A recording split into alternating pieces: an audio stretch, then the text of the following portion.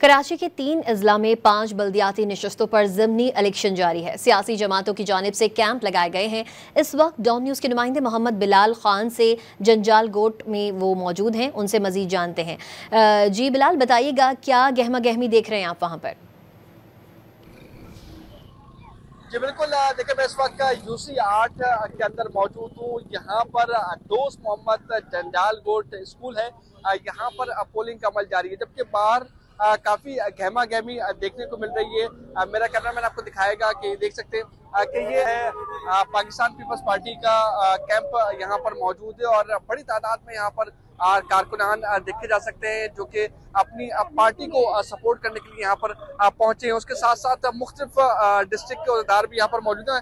हम बात करते हैं कि एक डिस्ट्रिक्ट के अहदेदार नूर ये बताएगा कि क्या कोशिश करेंगे कि वोटर्स जो है अपने घरों से बाहर निकले और वोट कास्ट करें।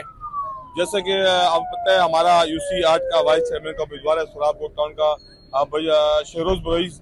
हमारी यही कोशिश है कि हम अपने वोटर को ज्यादा से ज्यादा निकाल सके ताकि ज्यादा से ज्यादा यहाँ पे वोट कास्ट हो सकते हैं, क्योंकि ये आप देख रहे हैं हमारे कैंप पे जोर शोर से लोग काफी टाइम से सुबह 7 बजे से खड़े हुए थे और अल्हम्दुलिल्लाह जोर शोर से हमारी पुलिस जारी है।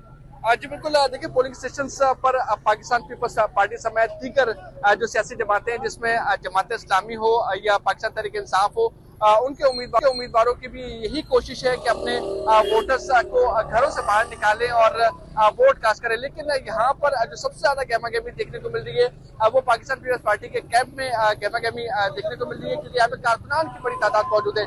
जबकि दीगर यहाँ पर कैंप लगाए गए हैं, वहां पर कारकुनान की इतनी तादाद नहीं है, लोग यहाँ पर वहां पर इतने नहीं है। तो अभी तक ये लग रहा है कि पाकिस्तान पीपल्स पार्टी अपने वोटर्स को निकालने की कोशिश कर रही है। जी।